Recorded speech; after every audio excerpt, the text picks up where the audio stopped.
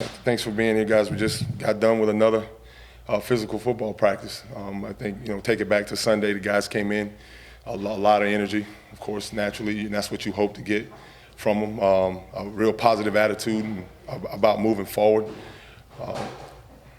They did a good job. They played hard. They played with the passion that we wanted. They played with the energy that we wanted. And now we got to challenge them to raise that to another level. We're going to continue to press that envelope as much as take it as far as we can. Monday was a day off for them. They needed that. They needed an academic day. They needed a day to kind of get their bodies back, to heal a little bit. That was a physical game. That was a physical four-quarter game that went, beyond. And it was emotional. It was very emotional, and a lot went on from that standpoint. So having yesterday off was a real good day for them to just heal and take care of their academics and get done what they needed to as students. And then today we hit it hard this morning with meetings. They had a great attitude. They came in, started with a special teams meeting. They were alert, had a lot of good questions, and they know what we need to do in that area, and they're fired up about that opportunity. From there, we went into group meetings, offense, defense, laying out the plan for how to attack Virginia this week. There was a few changes made to the practice schedule by just moving some things around in the practice schedule to bring energy. One of the things we want to make sure we're always doing here is starting fast, playing physical, and then finishing fast. So that's where we structured the practice schedule and moved some special teams around, made it more flow more like a game so that things don't catch you guys off guard and by surprise. Some sudden situations were thrown into practice that you got to be prepared to handle when they come up as you make a push like this down these last 4 games. So they were juiced. They had a lot of energy. It was hot. It was warm. So we had an opportunity to push them a little bit through that, which I think we needed as a team. Because right now it's what it's all about. We want to make it tough, but we want to be smart in everything that we do. We want to be smart in how we handle them because we want them fresh and we want them fast so that they can play the style of football we want to play on Saturday. So with that said, you guys don't have any questions, we open it up. Where can you kind of update us on where Brad is at this point? Brad was out today, did some things with the team. He's still questionable.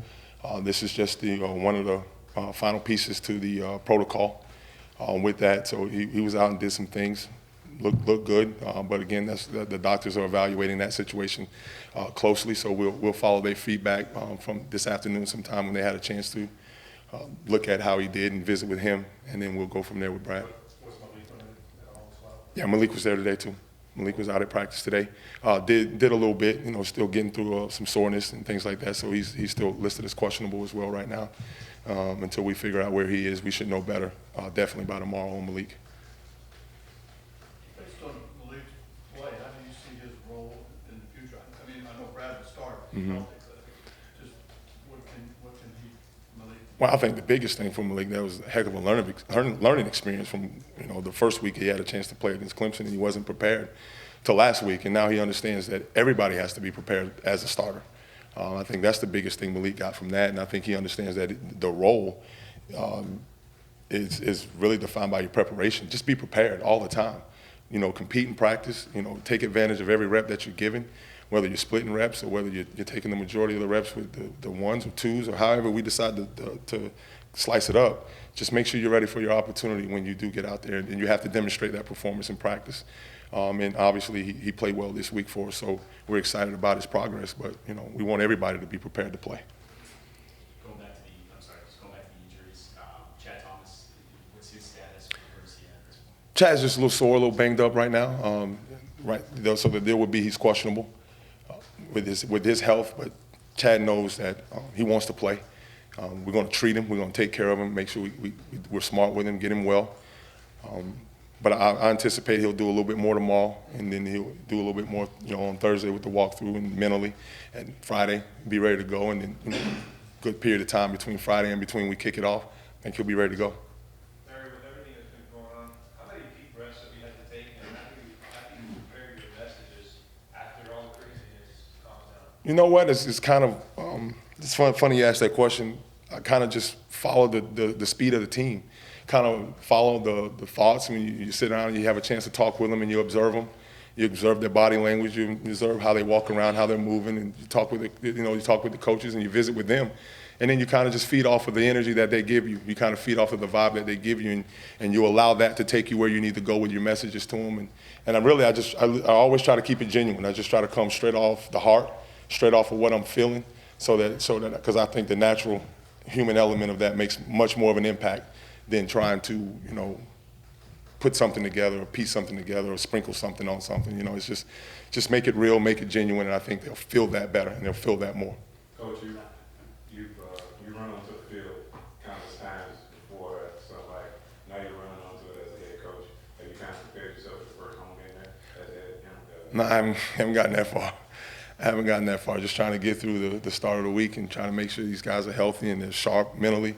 From that standpoint, and make sure they understand that we still want that same passion and that energy, and you have to have that as a coach when you come to work every day for them to feed off of that. So that's what my focus is right now. When we get to Saturday, we'll get there. Larry, who's the next quarterback after Kaya, then Rozier? Who would be the next quarterback if you had to play another one after that? Being honest, probably Vinny Testaverde.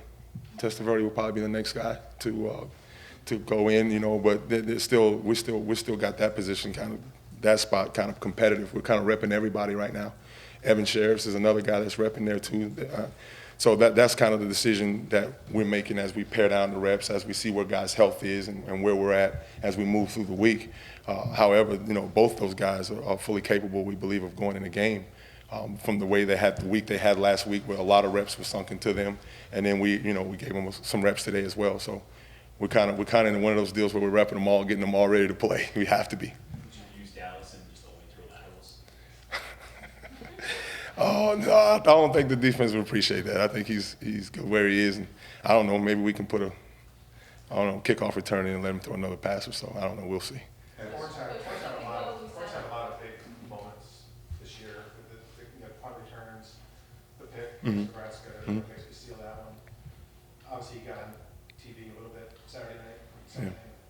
Corn? The corn. What is it about his makeup that allows him to kind of handle all this and not get swept away and all the attention that he's undoubtedly getting right now? First and foremost, he's a phenomenal person. He's a great kid, tremendous athlete. Anytime you're Mr. Basketball and Mr. Football in your state, I don't care what state it is, obviously you got some pretty good talent and ability. But on top of all of that, he's always prepared. He practices like he plays, and he's a phenomenal person. So like I've always been taught, and it's always been said to me, you show me a good player, I'll show you a better person first. And that's what Corn is. He's a really good person first. And so those characteristics come out and come through with everything that he does. And that's why he always finds himself in those positions to make those plays. A week ago, we sat in this room and you said you wanted these kids to feel like they were at recess. Can't get more playground than the last play of the game. Could you describe it? No, isn't that ironic? How about that, And I said that to him too. I go, guys, when did football become not fun? When did it become a chore instead of a release? And I said it to them, and they all looked at me kind of funny, and they all kind of shook their head, and it kind of puzzled them. And I'm like, why is that puzzling? Let's just go have fun. Your preparation is going to always free you.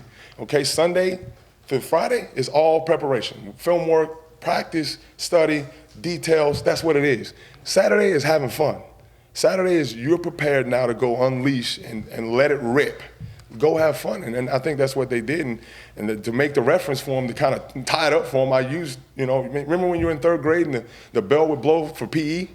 And somehow it's like Superman. You already be in your PE outfit. You're already ready to go. That's the kind of enthusiasm and passion we need.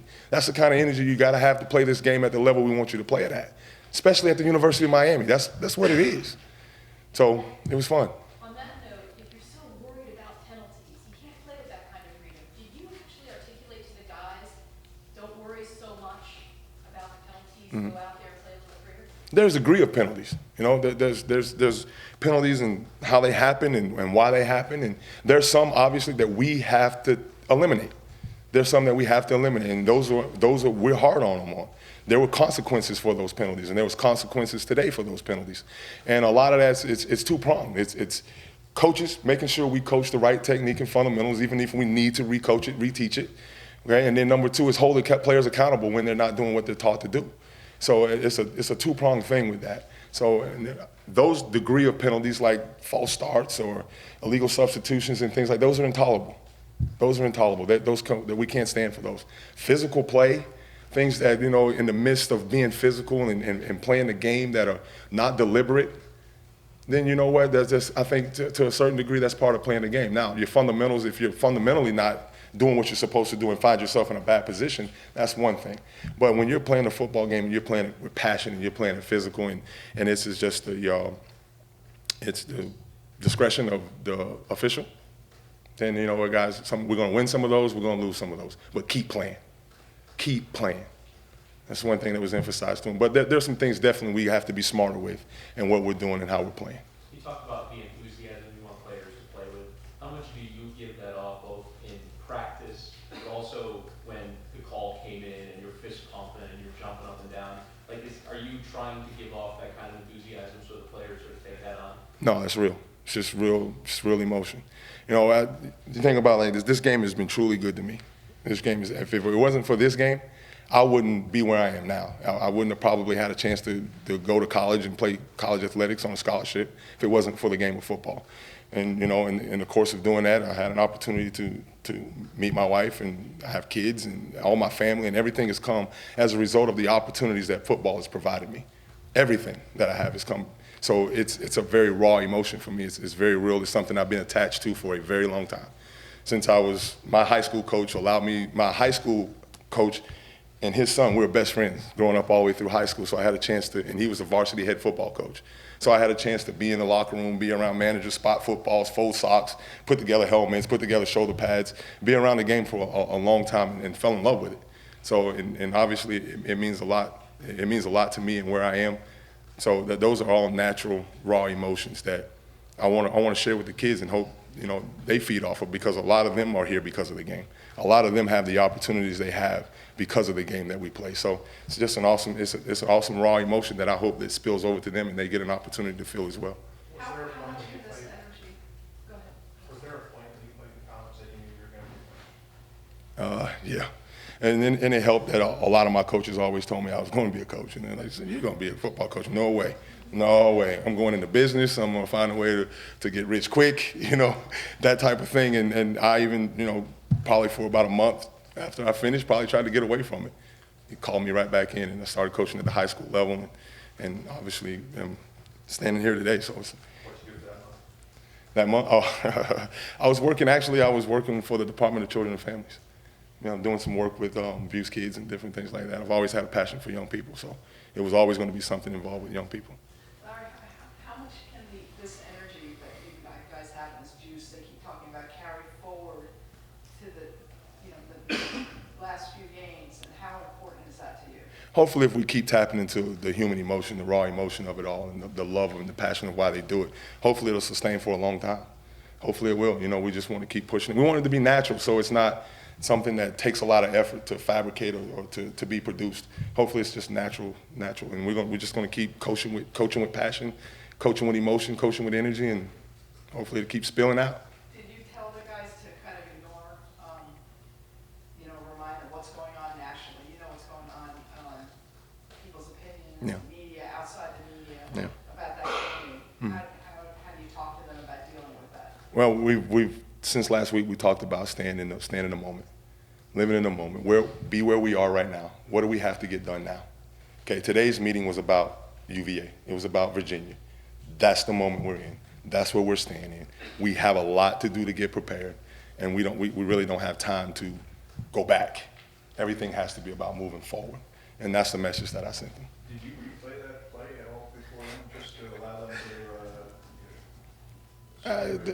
They're kids, of course. I mean, but the thing is they've already seen it 100 times before you get a chance to see it. Well, we have our special teams review. So we go through and we make corrections, and that play just so happened to be one of the last plays that was on the special teams reel. So, yeah, they saw it, and it brought a lot of energy. And What happened in the room when you replayed that? well, it was fun. I just said it that way. It was fun. It was a lot of fun. Last question, guys. How did you grade out for that play? How was that? How did you grade out for that play? We scored. I think everybody got a plus. Coach, has the ACC given your football operations a review of the 23 penalties called against